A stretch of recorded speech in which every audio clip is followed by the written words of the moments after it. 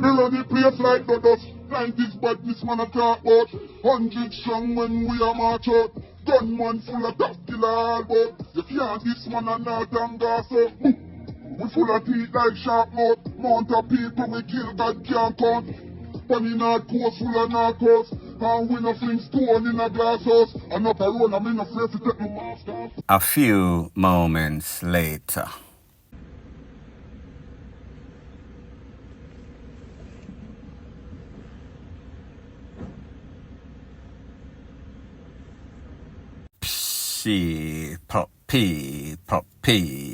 People. Que pasa, sapa, say what they do. Welcome to Crime Time News, where the difference is in the meds. Call it news with a buzz. There's a saying that goes something like this: he that exalteth himself shall be abased.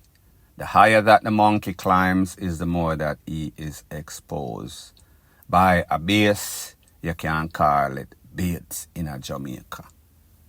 Now, people, don't you notice whenever we see these individuals on social media talking about how them bad, talking about how much people them take away, talking about how much sorts of gun them have, talking about, guess me, this riddle and perhaps not, rate, lele, blue, blah, blang.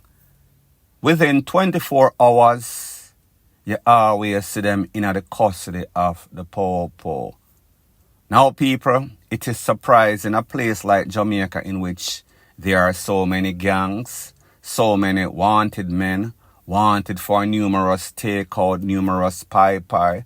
However, those people are hiding in plain sight, meaning that them still there in them community. However, the popo seems to can't find them. The popo is overlooking them or underlooking them. Them just can't find them for whatever reason. So when we compare and contrast and wonder why this is so, why is it that the disturbing trend is that everybody that is on social media, whenever them come out and they make any sorts of threats against the popo, any sorts of police, anybody of any sorts of significance, within 24 hours or so, they are found with some sorts of apology and a talk about them sorry, them say it, and them never mean it. Them just do it for the clout. They were clout chasing. But the popo always seems to find them. It seems as if no sorts of manpower, no sorts of resources, no sorts of money, no sort of investigation is spared when it comes to social media. However, when it comes to real crime and people, I am not facilitating what these persons are saying or doing. So I just say, when you put into perspective what dancehall is and what dancehall artists speak about, it is cliche topics. Who them take away, how much gun them have, how much girl them put on them knee and put all sorts of stuff in them mouth, down in them throat, rete, lele. They are targeting a specific subset of people, a specific type of people that only want to hear about a specific title, a specific topic. So therefore, that is what they are going to do because them know, say, the odds are that when them talk about certain things, people are going to gravitate to it because people are going to say, yeah, me love the badness, or me love the slackness, me love the negativity. So these artists are thinking that this is the recipe for success. When you talk about the law of demand, you give the people exactly what they want, and the more that you give them is the more that they are going to want it. They don't want to hear about any other stuff. So people, me no know, this is kind of strange that these people sing about this topic, a topic that is regular in a Jamaica, in a dancehall. So maybe the popo knows more than meets the eyes. Maybe the popo know these individuals and know that they are a part of the criminal organization. So therefore, when the popo hear them beat up themselves, self-snitching, the popo say, you know, long way I look for you. You're wanted for this, you're wanted for that. So therefore, now you're there on social media, beat up yourself or exalt yourself. We are going to pop off your stripe, and people like me say, Me no know exactly what transpired, so therefore I cannot put it into context. I am just speaking in general, point blank and period. Further on in the news. So about a week ago, I was scrolling through social media and I saw an article in the newspaper, in the news. And it said that 2 Jamaican teachers facing disciplinary action or face disciplinary action, they were charged by the school board in JAMAICA. 2 different teachers, 2 different cases, 2 different circumstances. The first teacher, apparently, she had a child that is about 5-year-old or so. She had left, went to the store. I guess she expected to leave and come back in time before the baby get up. Don't know what was her frame of thoughts. However, apparently that child got up and maybe the neighbors heard lick a baby a ball down her throat or his throat. Call the po, go at the door. Nobody no dead. Po, make some sorts of forced entry. Saw that little child by herself or himself. Took in that child, and then when the mother or parent came home, they charged her, have some sorts of question and answer, and she was charged for child negligence. The next teacher, apparently she was at the school, and then this little pitney, this student, act up, and she pretty much talked to the little pitney in some sort of aggressive way, and then the child insisted to do what she was doing or he was doing.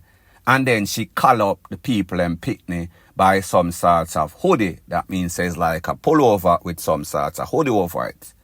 Not only did she yank it, pull the child down on the ground, people. Me don't know if she step or stamp on a little pitney. There was no sorts of details.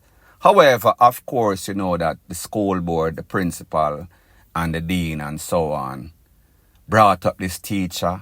She was charged. Po call up, the parent get called up. Po and the parents link up together. Them decide, say, no man, this teacher bright. This teacher needs disciplinary action, and even worse, needs to be charged under the law. Now people, in a Jamaica, things kind of different. JAMAICA, different kettle fish. Different culture, different things we were raised upon. People, me don't know if you're coming like me, but me get all sorts of clothings from mother, all sorts of clothing from teacher, all sorts of clothing from principal, vice principal, back to back. Me used to bad like yours, like most Jamaican pitney. However, sometimes them get carried away, sometimes them go overboard. In JAMAICA, it is a different kettle of fish, different culture, different thing, totally polar opposite.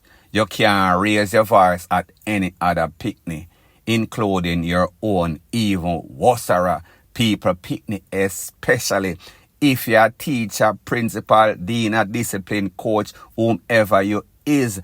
Better swallow your words or swallow your aggression. You better know how to moderate or regulate yourself.